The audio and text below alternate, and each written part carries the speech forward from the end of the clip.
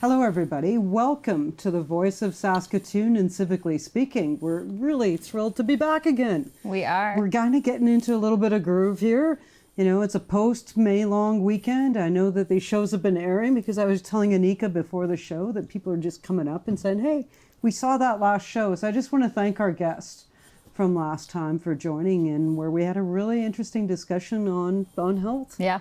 And these are important topics that are happening right now here in our province, all the way across our province, and of course focusing in on Saskatoon, where we are based out of today, on Treaty 6 land and the homeland and the Métis, and just want to recognize, our relationship to one another and forging forward. And so we've got two amazing guests with us. We're going to learn about each other today. We're going to spend some time today in two segments. We've told them we're here till midnight, but actually we're not. We've got about an hour of time, a little bit of a short of an hour and a couple of parts, but there's a really big topic right now that's out there, and that topic is education. And we know we're kind of in the middle of things right now. And we just really appreciate you having the time and lending your voice to this discussion from your perspectives. We've got a student here, Argo, and we also have a teacher here, Noam. And we'd like for you to each introduce yourself. But before we do that, we're going to have our team introduce themselves. Yeah. And then we will come back and get right into this. So Perfect. Over to you. Well, we're back, and my name is Anika. You guys know me through the Voice of Saskatoon. We're back with another show, and as Lenore said, these are important discussion topics. So we hope you're enjoying the topics, and if there's anything else you guys want to hear, let us know. Reach out to us on our socials, The Voice of Saskatoon and Civically Speaking, and let us know, is there any other topic you want us to talk about? Leave your comments, reach out to us, right? But of course, we're happy to be here. We're happy to talk about, again, important topics that's happening in our province, in our country, and any insight we can get and share. That's the purpose, is to share anything, right? And valuable information. So yeah, I'm happy to be back. Hopefully we keep coming back and do more shows like this. So keep supporting us and make sure you follow the Voice of Saskatoon and Civically Speaking. Madhurja. Thanks, Anika. Thanks, Lenore. This is Madhurja. Nice to be back after May long weekend. And I did a bit of traveling, but I came back to Saskatoon, where I'm from. And we are going to discuss about issues that matter to us. And today we are discussing education in our province. And I'm really excited to jump onto action. That's awesome. So I want to just start, and again, just for full posterity, full name Lenore Swiston, and because I don't even think I introduced myself when I started out. So this is meant to be relaxed. We're having a bit of a coffee here. I know you didn't take up on the drink here in terms of a water or a coffee, but know that it's available to you. But just kind of in turn, maybe starting with you, Argo, just tell us a little bit about yourself. Okay, so my name's Argo Chowdhury. I go to Centennial Collegiate, and I'm in grade 11 right now. So how I got really into what's going on in education right now is I went to the student walkout organized in Saskatoon. I was really inspired, and I came up with the Crayon Crusade, and I recruited my friend Salongo Bayartolga, who really helped this whole thing come together. And we really could have, the Crayon Crusade wouldn't have gone to where it is right now without her. So I'm really thankful to her, So the Crayon Crusade, it's a petition in support of the STF. It's to empower the youth to show support for our teachers. And I call it the Crayon Crusade because we sign in crayon as a symbol of the power in our youth. So yeah, we reached out to a bunch of different schools through social media. A bunch of schools reached out to us, and through SRCs and students taking initiative, we were able to raise over 1,000 signatures in crayon. And thankfully to Matt Love and the NDP caucus office, we were able to go down to Regina last Wednesday and have it, Matt Love gave a member statement to the whole Legislative Assembly, which I thought was really cool, right? And yeah, it was just amazing. And we even got to talk to the Minister of Education, Jeremy Cockrell. We had good conversations there. And ever since, I've just been talking to a bunch of teachers, admin, just about what's been going on. And yeah.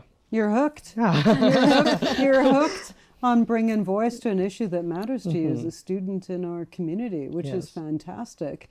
And you took that voice and became active, and a credit to your colleague that you mentioned as well. And thanks so much for doing that. I know we're going to unpack this a lot more during this. So we'll hand it over to Noam. And Noam, introduce yourself. And just a funny thing, these two saw each other earlier today, so you might want to disclose that too. We had no idea of that. That's all good. Yeah, my name is Noam Loyola, and I'm a substitute teacher here in the city and a tutor. I primarily teach maths, and I'm going to be going back to finish my math degree, but still working in the division and working with students. This is my first full-time year, and so what a year to, jump in. And so it's been good. I've been following everything, going to the meetings and talking with admin, talking with other teachers, just seeing, talking with more veteran teachers, seeing how things are going with them, what the experience they've had over the past few decades in education, and just trying to get a full understanding of the evolution or possibly de-evolution of the state of education in Saskatchewan. Yeah, well, thank you for that. And is Saskatoon home for you? No, I grew up in Moosomin, so down near Okay. the Manitoba America border. Okay. And Argo, for yourself, is Saskatoon home for you? Basically, yeah. Okay, I was born in Montreal. Okay. Lived here all my life, Okay, though. so this is where you grew up. Yeah. So you have stories to tell. Okay, that's great. Anika, over to you. Well, you know what? I'm going to get Madhuja to take the Okay, next sure. one. Wow, I like this. We're juggling it. Yeah, toss it over there. Yeah. So today we're talking about education, and every one of us have our own journey with education, where we started our schools, and then which college we went to, which universities, which teachers made a good impact or great impact or lifelong impact on us. So I'll start with my own. I came from Bangladesh, so I went to St. Gregory's High School and Notre Dame College in Dhaka in Bangladesh, and then I came here and I started in Arts and Science in University of Saskatchewan, and then I moved to Edwards School of Business. I did my accounting degree from there, and I think one of my best teachers would be from a high school teacher, because he always used to tell me to believe in myself, and I can go anywhere I want if I just believe in myself. So I'd like to know from Argo and Loyola both. I'll start with Loyola maybe.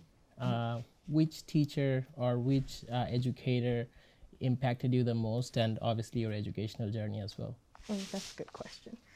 So from high school, I would say the two educators who impacted me the most, I had a teacher named Mr. Bazandowski. I think he's still in Moosomin. Okay. And he was my math teacher who really helped me to understand how much I loved math and how fun it could be, and the work that needed to go behind it to succeed. And then I had another math teacher. Her name was Mrs. Wilson, and she kind of taught me more of the flexibility of it and like seeing it as an art form. And so those were two high school educators who really impacted me and helped my journey into becoming an educator. And currently, one of the educators who I work with like a little bit is Nat Banting, who's in he works at Marion Graham, and he's someone who's also impacted me. And I know he's impacted the life of a lot of students and a lot of educators, but to kind of help me see how math education can evolve and how it doesn't have to just be about numbers and rigor and algorithms, but how there's an art form to it, and there's history, and there's just like this tangible, like, artistry to it that I think we can show to students. My focus is on math. I really like math. As Argo got to see today. Yeah, they were my substitute teacher in math today. So was it a good class? Yeah. What did you learn today?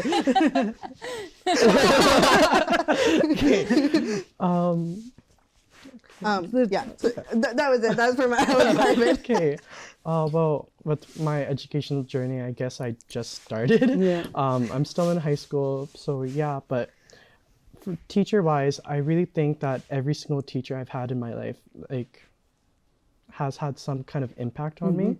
even if I, for some reason, don't like the teacher, let's just say that I still think that teacher and every teacher has had some kind of impact on me, whether to be accountable for myself, hold myself responsible for my actions, or encourage me to be more outgoing and do the kind of stuff I do today, So I really just think every teacher has done something good for me, So, yeah. Yeah, well, that's a great response and very diplomatic. Yeah, Yeah, there's some skill. There's some skill there, isn't there? Yeah. I was thinking in my head, I'm like, oh my God, that teacher. But then after hearing his answer, Yeah. I'm like, what? Yeah, it's really good. That is true. Every single teacher did make an impact. Of course, some you would remember for good things, some maybe not so. But again, in different ways, they have their own influence. And yeah, I think great answer, diplomatic for sure. But yeah, you have a bright future. So, Nika, what about your background? Wow. So I am from Bangladesh. I went to high school in Bangladesh. I came to Saskatchewan as an international student at the UofS. I did my bachelor's in commerce at Edward School of Business and in human resource, but I'm very happily working in finance. I wouldn't change a thing. I guess in terms of professors or teachers, again, it's hard to name a few, but again, there were a few I remember in university who did make a big impact, because seeing them, especially in business school, you see a lot of them, they have a full-time job and then evenings they'll come take classes. And I think that really spoke to me, inspired me that, okay, they have this professional, like they have this job, they're doing all of this, and also they're teaching. So the importance of them in giving back and educating our youth is so important, that they're taking 3 hours in their evening to come to university, take a full class, which is amazing. And there were a lot of teachers who were so willing to meet me after school, like after class, sit with me. Like I remember I went with few coffee chats with few professors, because again, I was new to Canada. Like I was trying to see, okay, how do I get a job after university, this and that. And like everyone guided me in different ways. And definitely they're all the reason that I am where I am today. So yeah, hats off to all the teachers, professors that I've had. What about you? There you go.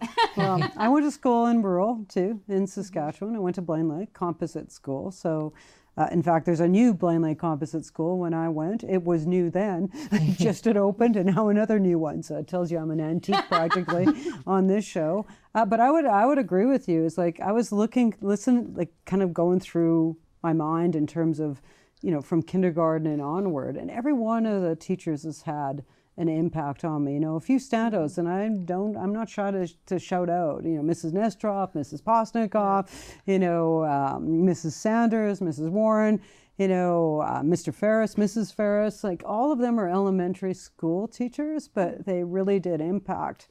I also had a very special circumstance in my own family. I have a brother that lives with special needs, and he was mainstreamed into the regular school system, and so he was able to get into some classes with schoolmates that were of his typical age, like his physical age, as well as having a tutor that would help him with life skills and that. And so he was part of the school environment, and having that within our school, I think just opened up everybody to just that inclusivity and also the diversity that you could have within your school population. And so that really impacted me, and I feel really kind of privileged to have a brother like that, and still with him to this day. But I just think having an education system that is open to that, I think, is really crucial, and something that shout out to that school for being supportive, and to parents that really encouraged the system to change, to be open to that, and to bring about different capacities among students so they could be together. So I know we're going to get into more of that. I think it's the next question's yours. Yeah, so go I kept for it. the best for me. Yeah, So. you bet. Okay, so the next question is, what do you think are the current educational system of Saskatchewan? And what are some of the positives and some challenges that needs to be addressed? And again, anyone can start, maybe Noam. Sure, the positives. I guess we have a lot of really good programs in this province, I think. So, for example, like Nutana, they have some real, specifically in Saskatoon, I guess I'm thinking, you have Nutana that is, all the teachers there, fantastic, excellent. The admin, just like a welcoming environment, and just so, they're just really there for the students, and they have this thing called the NICE program. They have the or Omega program, all these different things for different students with different needs, right? And then you have your Eco Quest, right? So that's bringing students outdoors and giving them a more holistic education, I would say. There's other things, say like Evan Hardy, specifically a program for students with autism who to give them extra resources and things like that. So there's some really good programs and some really amazing teachers who just like go above and beyond the call to work with students. And those are just a few. That is not a comprehensive list. So those are some of the really good things. I think some of the things that are some shortfalls are we really do not have enough EAs. We do not have, there's continual cuts to librarians, to speech pathologists, to psychologists, to basically all of the supports for not just students with higher needs, but the ones who fall in the middle there, and the ones who maybe they don't require as much help as some other students, but they don't, they still need that, and it's not available for them. On top of that, I think in the past decade, we've added 10 new teachers, maybe. There has not been a lot of hiring. And again, so that the classroom sizes are getting to a size that is just, it's unmanageable. One of my friends did her internship last semester, and they had approximately 90 students of grade 9 in the band. And so when she was there, they got to split it up, right?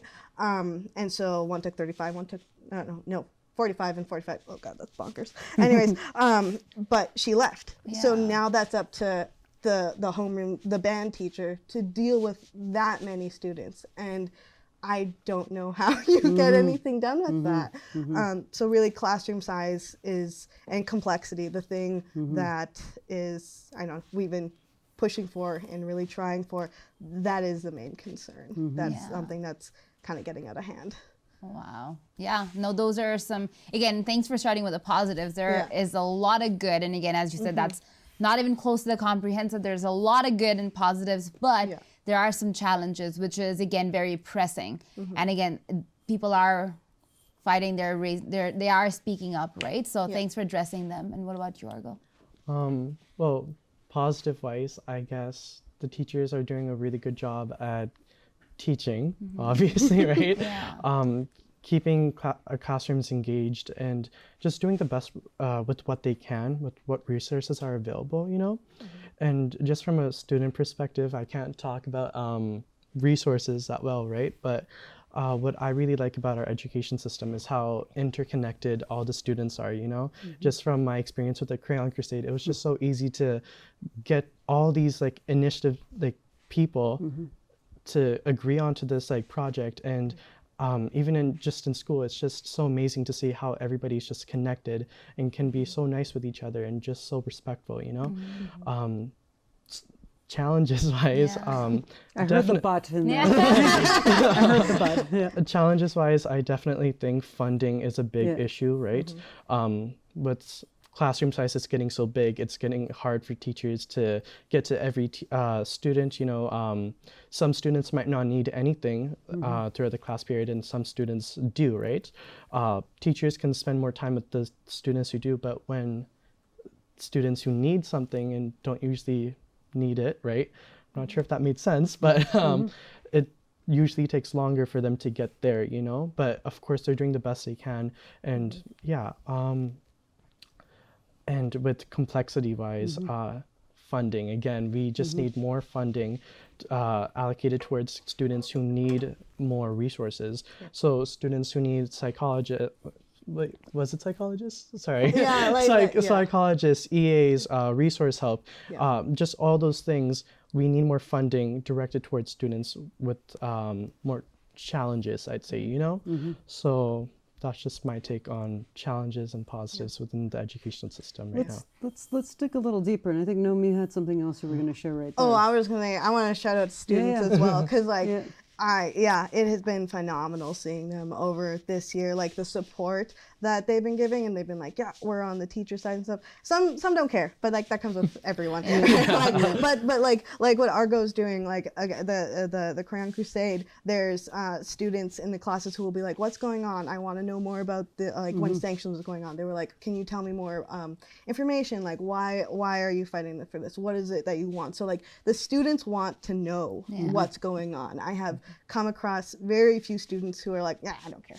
But like, so it's been great, like seeing the activism from you guys, as well as like just the heart, because I think you guys know that you deserve better. Yeah, that's something I noticed too. When I first started the Crayon Crusade, I felt like I was in over my head just about like what I know right now about the issues, and I'm still worried that I'm just not being a good advocate for students and teachers, you know. So like before I came on the show today, I went to my vice principal and I was like, hey, let's have a chat, just so I'd be like more prepared for today. And I feel like that's with every student in the city or in the province right now. They want to be more like as an advocate for teachers, and they want to know more, which is sometimes kind of hard because like it's not always on TikTok or social media, right? But I know students are trying the best they can to support their teachers, which is amazing. So, Okay, there's lots that we can dig into here, and we've got about 5 minutes left on this first part, and I want to dig into it. Gosha, I'm seeing you've got a couple of questions on your mind. Are you ready to probe a little further with your deep questions yet? Because if you don't, I have something. Just one thing, I guess, what Noam was talking about the classroom sizes and complexity. So I Googled, I didn't Google and like researched like a lot. So I just saw that the average class size in Saskatchewan is around 22, 23 students. Right. Do you think that it's manageable, not manageable, or like what's your opinion on that? Like some people say it's not manageable, some people say it is, or like what's your take on that with the background of complexity coming into the background of it? Right. So that number, I would go with, I don't know that, because we are such a rural province, the numbers kind of skew differently. So in the rural areas, you can have smaller class sizes. However, sometimes that comes with split classes. So I was teaching in Kenniston a few years ago, and I had a, 7, 8, 9 math split. And it was incredibly difficult. I don't know how we got through it, and it was juggling. So even though there was only 20 students, I had a few grade 7s, I had a few grade 8s, I had a few grade 9s, and so I had to be like, okay, do this work. I'm going to teach the grade 7s. Okay, now grade 7s, do this work. I'm going to teach the grade 8s, and then trying to manage that. But in the more, I guess, urban areas or whatever, we have 30 to 40 students approximately. So if we're averaging it out, it's about 20. But again, there's more complexity to that. So rural areas, it's a lot more complex, with the split grades. In the cities specifically, I know that we also have a lot of EAL students, so English as an additional language. Right. Specifically, one of the classrooms that I sub in regularly, they have 2 students who do not speak English. And so when I'm in there, what I have to do is I have to take the phone and I have to speak. One speaks Urdu, I think, and the other Mandarin. And so I have to say what we're doing in math into the Google Translate, try to make sure that they understand what's going on, and then go back and forth. And that's after the lesson. So I basically have to give them separate little lessons, and there's no EA in the class. Yeah. Oh, wow. So that is part of the complexity thing. And so that's only one facet, right? We have other students who maybe have behavioral issues or maybe have a bit of a learning disability. And again, we don't have the resources or the support for them to function, right? And the thing that we have found in education research is that, separating students always from the general population does not tend to work as well as integrating them. So and that leads to better educational outcomes. So if we don't have the support for them, again, it's not the optimal situation for these students. Sorry, I don't know if that answered the question. That did, yeah. Yeah, You went thank pretty you for deep that. into it, and I loved it. Yeah, for sure. Any other follow-up at this point? No, I guess I I didn't mention, I went to Royal West Oh, okay. School Yeah. for 3 months because I was missing a math credit. Yeah. And I sort of get one of your points, and that the complexity issue. Yeah. I was just going there for one math classes, but that teacher, I forgot his name, I'm really sorry. He was helping at least 5 classes, like he was teaching 5 classes. Yeah. Students were coming throughout the days and like juggling all of them, and he did a great job. Like I got my grades, Yeah. and I did well, and I'm like how dedicated he was, and he had to juggle between all the students. Like I understand he has a math degree, but like juggling between all the students in different classes, that was amazing. So I really appreciate your feedback on this one. That's Awesome. great. Well, you know what? We're almost out of time in this first half. So just thanks everybody for tuning in to Voice of Saskatoon and Civically Speaking. Do sign up on our Facebook sites. Follow us along. And of course, this show gets repeated a number of times. This is part 1 of part 1 and 2 that we're going to be doing today. We're going to do a deeper dive with both of you. So thank you, Noam. Thank you, Argo, for joining us here today. And thanks to Anika and Ghosh. Now I'm calling you Ghosh. We're giving you a nickname on the show. Myself, Lenore, we're going to come back here after the break and get into a little bit of a deeper dive about where we see education going. A little bit of deeper dive in terms of the context of what's going on today, too. So stay tuned. Yeah, stay tuned.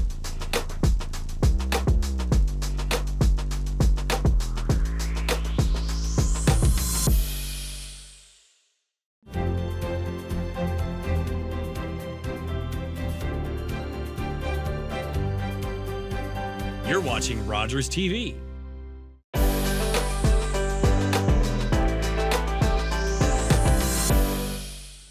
So thanks for joining us here on Voice of Saskatoon and Civically Speaking. I'm here with my colleagues Anika and Ghosh. Haha, we've got a nice nickname from Edra, who's, and our sidekick Brigida isn't able to join us today, so just want to pass regrets from him. We're so glad to be part of this show. We've been talking about education, and I want to dive right back into this, but with a context. We're in the middle of an offer on the table right now between the Education Ministry and the Teachers Federation. This is a big deal. It's been going on for a really long time. That's why I wanted to do this show. We're not trying to put any kind of opinion on others. We just want to explore the issues. That's why it's just so nice to have a teacher with experience out in the field and a student with the courage to come on this show. Thank you. It takes courage to come on a show like this and to exercise those civic muscles, as we call them, in terms of adding voice. But we want to dive into this by just starting this next part, and then Anika and Ghosh are going to jump in on here as well, and ask yourself questions too, and ask us, because we want to let's dive a little more into this. Is like, what's the experience like being a student right now, like in terms of a world context, a national context, a provincial context, and a local context. So, what's it like being a student right now? Sorry. I know there's a lot there. Let's just take a deep breath and just Okay, unpack it. Just your experience as a student. What's it feeling like these days? There's a lot going on in the world right now. So, I guess it's been stressful. Yeah. Well, with finals coming up, so that's one thing. And for the past couple months, I guess, with sanctions going on, it's been kind of hard to see the light at the end of the tunnel. I was really upset at the grade 10 band at the just today. After the spring break, we were supposed to go on a band trip, and that got canceled because of sanctions. That was a bit upsetting, and now the grade 10s are going on their trip, which but but yeah, I guess it's just it's a bit stressful, but even with all these things that are getting canceled or rescheduled, us students, we still support our teachers, which I still like. And why is that? Why is that important to you to support the teachers right now? Like what I said before, I feel like every single teacher has had some kind of impact on us. And sorry, I was going somewhere with this, but I forgot the question. Okay, what was your question again? Just in terms of why is it important to support the teachers now I know where I'm going with this. Okay, like I said before, each and every single teacher has had some kind of impact on us, So I really think with all the trouble they're facing with support and funding, it's important for us students to voice our concerns for them and show support. Yeah. Just from a student standpoint, I feel like I'm a pretty good student overall. I get good grades. I'm good with all the teachers and my peers. But from what I've heard with all my friends, they are having trouble with finding resources and just things like that in general.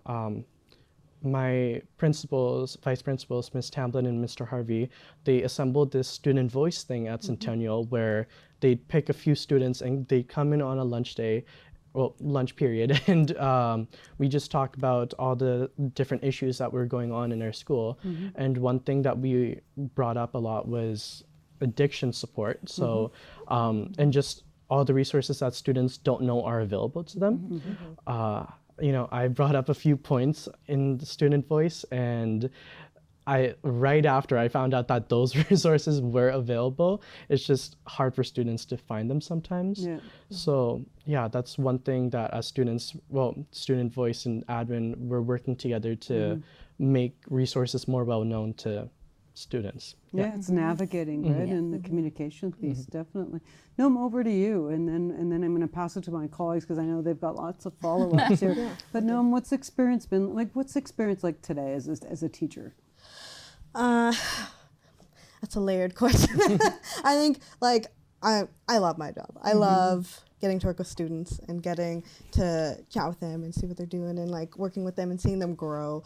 I think that this year has been an especially taxing year on educators and students. I remember what was it? Which week was it? I don't know, it was a couple weeks back, and I was talking with some of the students, and they were like, this is the first full week we've had without sanctions, and they were like, this is kind of weird actually being at school for the full week. And I was like, oh my gosh, yeah, because of just how busy everything had been, I was like, oh my gosh, you're right. This is the first week we've actually been here, like, all week. I think, I don't know, it's been a balance of like really motivating, because again, like Argo's saying, like, I feel like everyone is like, we want a better deal. We want a good deal because the students deserve it and the teachers deserve it, and just like the population of Saskatchewan deserves it. We deserve a good quality education, and teachers deserve good working conditions, because good working conditions turn into quality education for students. So I think, again, the support has been phenomenal. I think a lot of parents are seeing, their kids are in classrooms that are, a lot, there's too many kids in them, and so they see it.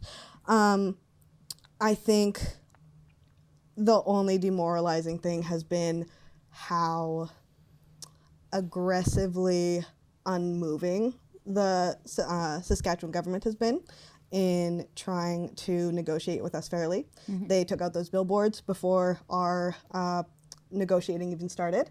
And those had cherry-picked numbers that did not actually show what the average teacher is making. They say that the average teacher is making approximately $100,000 per year. That's not true. That's if you are a veteran teacher and if you are a class 6, which means you have multiple years on top of that. Before this last round of contract negotiations, Jeremy Cockrell also kind of has been alluding to the fact that if we don't take this deal, then he's going to try extending the school year into the summer, which, like, good luck with that. And just it has not been a good faith bargaining system. So it's incredible. It's very frustrating when I know that the things that we're doing is not just for ourselves. It's not just for us as teachers. It's because we see how much these students deserve and how much they can bring for our province. And it's really demoralizing that our government, that we have to beg, that we have to grovel to be like, hey, please consider our students here. But sorry, anyway. So yeah, it's been some highs and some lows, but highs always from the students and from staff, lows from the government, to be honest. Josh, you want to jump in here? I just heard what both of you said, and I was just thinking, how do you feel when you see that your voices are being ignored, especially on the highest levels of, you know, the ruling, like highest levels of the government, and like it's just going on and on. Like, what's the mental impact on it, on your student, and also you as a teacher, as an educator? I can actually jump in on this. Okay. When I went to Regina last Wednesday, me and Slongo and our friend Ariana Bodhi, we were all we got to meet with Jeremy Cockrell, and I think it was a nice conversation. I didn't really say much because it's a scary situation. Well, nerve-wracking situation, you know, being in front of this like big politician and trying to tell him all of our concerns, you know. And he brought up points that made sense at the time, right? And still kind of do, but at the end of the day, some of the things that he brought up, they could easily be fixed with just more funding. One thing he brought up was the fact that classroom sizes, he didn't want classroom sizes to be in the actual government contract with the STF and the union. And he wanted it to stay at the division level because in some areas, like I know you said, in some more rural areas, there's like maybe 10 grade 12 students in like a graduating class, right? But then here at my school, there's like 1,500-ish. I actually don't know the number, but definitely over 1,000. The size of the town I grew up in. Yeah, so a big school where there's like maybe 30 kids in like one pre-calc 30 class and just 10. That's why he said, that's why we want classroom sizes to be at the division level. And that made sense at the time. And then I got to talking with my principal, and she said, you know, that makes sense, but at the end of the day, we just need more funding to get more resources for these people, well, students, to get a better education, you know. If we had more EAs in like history or math, I'm sure many more students would do way better in classes. I'm sure they're doing good right now, but it would just be very helpful, you know. And we also talked about complexity with Jeremy Cockrell. He said it's hard to have that feedback loop with the school divisions, I guess, or schools individually and the government, to really talk about what things and resources schools need, you know? And that's why he wants to keep it between the elected officials of school boards, you know, and the government to figure that out. But, sorry, I'm losing my train of thought here. Okay, complexity, okay, yeah. So that, he says it's hard to find out which schools need more like resources, right? But I know when I came back to school and I had this conversation with my vice principal, she told me about how like a few years ago, students who didn't need that much help, I'd say, and could get through the school day fine would get a certain amount of money allocated towards them, while other students who needed more resource help with EAs, resources, and psychologists, they'd get more money allocated to them. That way it would work better, I guess, right? And because of these new policies, okay, school divisions can't use taxation money to raise any more money for these resources, which is really just cutting down a bunch of our resources. Yeah, that's all I could think of right now, but Yeah, no, the school divisions used to have the ability to raise the mill rate when they realized that we didn't have enough funding, but the Sask Party neutered that, 7 to 10 years ago. So now we don't have, or our divisions don't have any control. Prior to that, 10 years ago, in the 90s, we had how many, I think approximately 100 divisions. They cut it down to 25 that we have now. So there's a lot less connection with the schools and the boards. There also are some people in the different divisions on the boards who are running for Sask Party, which is a conflict of interest. So the Sask Party kind of has their fingers everywhere. And the idea that they cannot know where we need resources, that is a lie. They just need to ask because we know what we need. The admin knows what we need.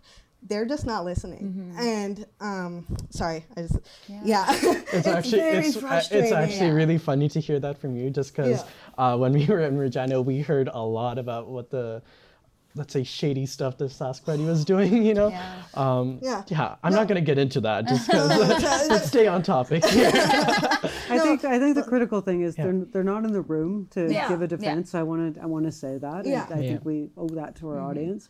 Yeah. But I also know that I'm hearing the passions of each of you with your Yeah. experience, and I respect that as well. But respectfully, we don't have the minister here today. We wanted to focus on the teachers and the students today, but as a way of setting the context so that people could understand some of the issues from your specific experiences, so that people could make decisions on their own in terms of what their view and perspectives are and their experience within the education complex. I appreciate what you're saying. You know, somebody may challenge you back, and say, well, no, it's this. And I just want to say that out of fairness, right? Because there are different perspectives on here, but we appreciate that. I appreciate that. Yeah. And, it's an issue from a context point of view. I'm really curious, though, is like, if we look at this going forward into the future, and I know that's one of our questions, as we go forward with this, what's the best hope you have as a student? Now, we can say more resources, but we'll unpack that. Tell me, what does that do for you as a student?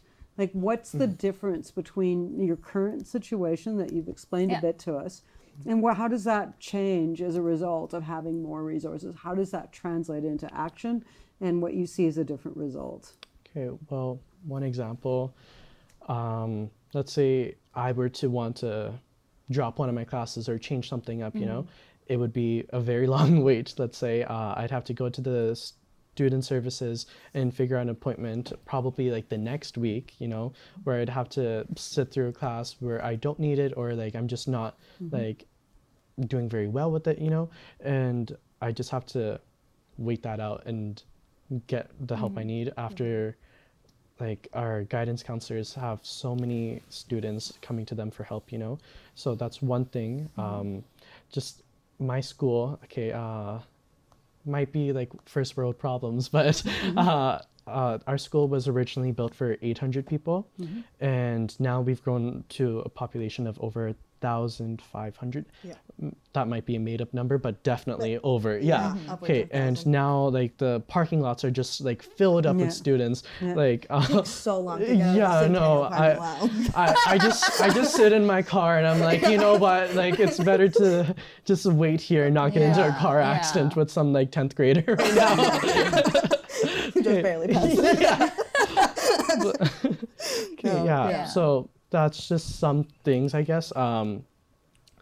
If we just got more funding, we'd be able to do things more efficiently and have better outcomes, I'd say, right?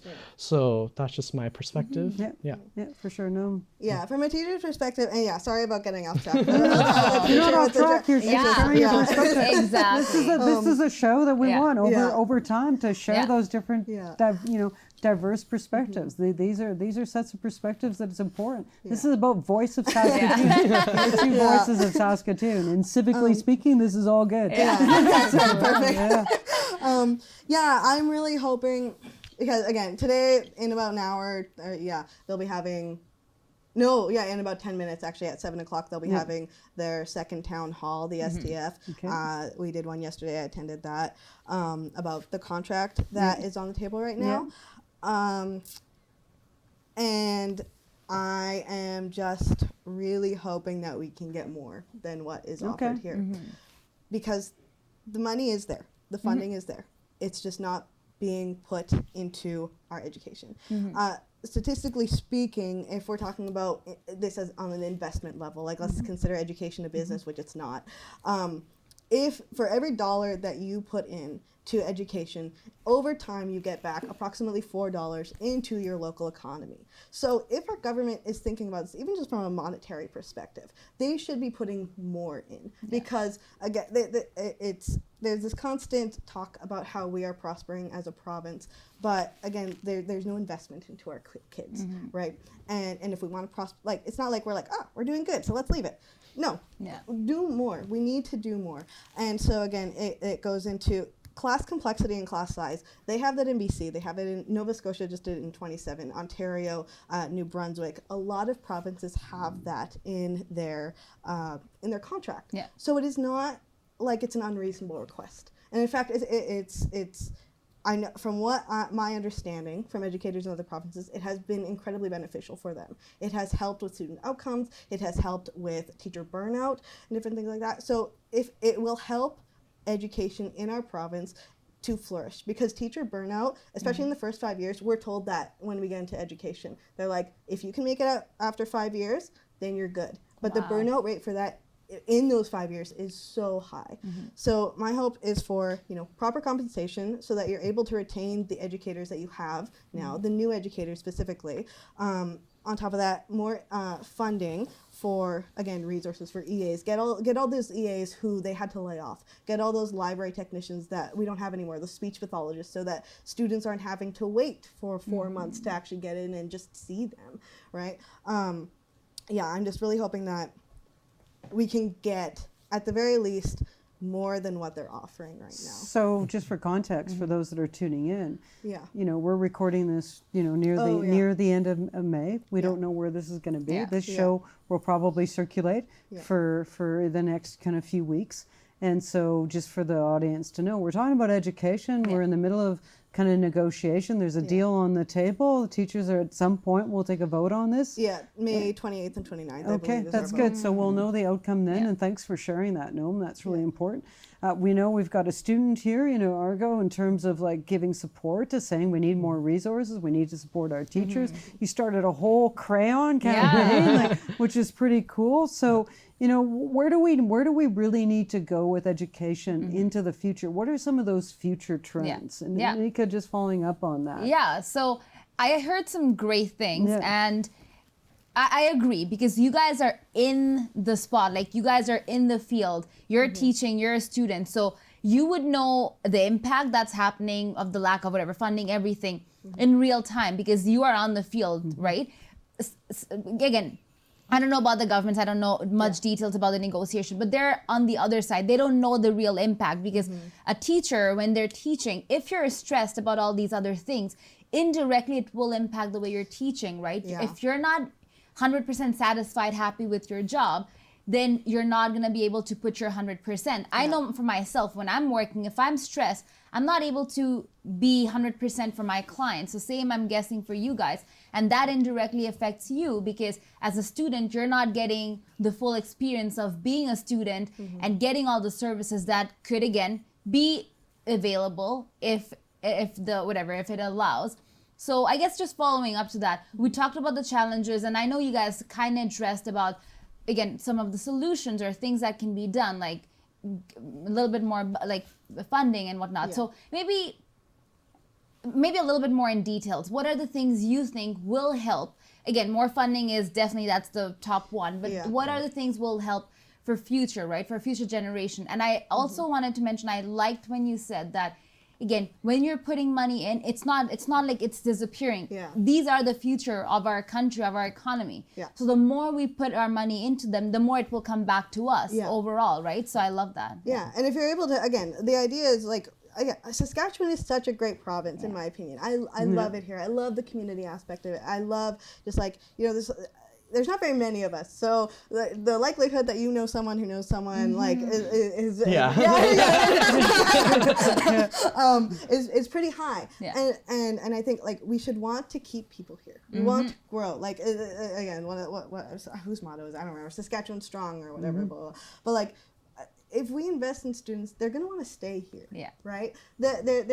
We should be like, hey, it's cool here. Yeah. Like, stay here. Like, build a family here. But if we don't give them anything to show them that we care about them, that we want them to stay here and to build our community, what is going to keep them here? Yeah. Right. That's actually such a good point. Sorry, it just clicked in my head, and I was just thinking about like, I'm in grade 11 right now, and I'm just thinking about my future, and all my other friends are too, right? And almost every single one of them, they're just like, yeah, I'm leaving Saskatchewan. Personally, I want to go to McGill. It's where my sister goes, and I have family there. That's me, but I know every other person, basically, they just go there and come back. Yeah. They just... We'll fix it. Yeah, but every single person I've talked to, they're like, yeah, I want to live in the Netherlands now. yeah, that just like really resonated with me. So like, thanks Yeah. for bringing that point Yeah. up. But There's some interesting things, though, that this compels us to think about, right? Is like Saskatchewan is growing population-wise. Okay, from an immigration point, Yeah. we're becoming the next generation of immigration. Okay, in terms of first and second generation Canadians, Yeah. is where we're at, and it's going to become the dominant. Okay, so we had the pioneer era in the beginning of the 20th century. We now have it again in the 21st century. Yeah. We have Saskatoon that went from turn of the century, millennium, 2000, 200,000 people. Now we're talking 300,000 people. And we're getting to that tipping point of getting near to that 500,000 tipping point when things really start to roll in terms of just the urban. Never mind that we're starting to see a bit of a resurgence in some of the rural areas. We've got new schools coming in. We're getting more regional nodes in there. Our First Nation communities, our First Nations as nations are really growing and growing fast and rapidly, not just in terms of urban populations, but also in investing in education on reserve.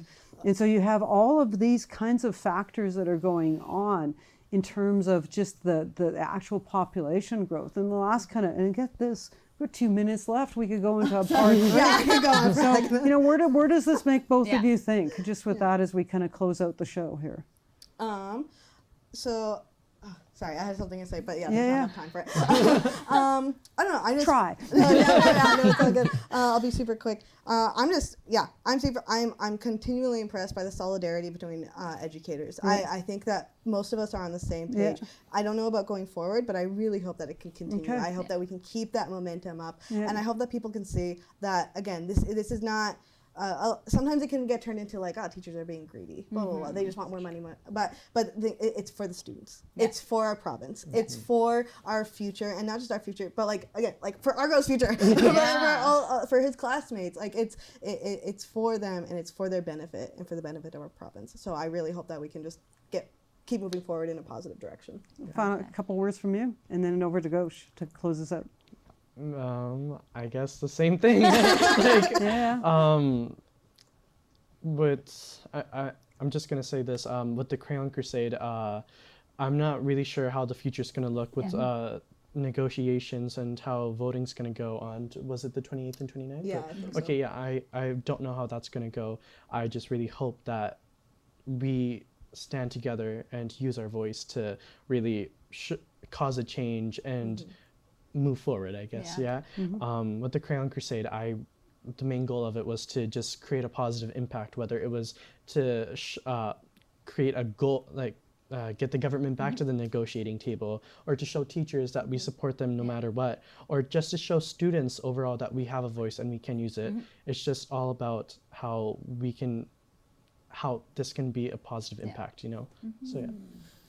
Education is the basic need, and it's a right for everyone, every human being. Through our show, we just wanted to pick out what our students and educators think about it. That's basically it. Hope you enjoyed our show.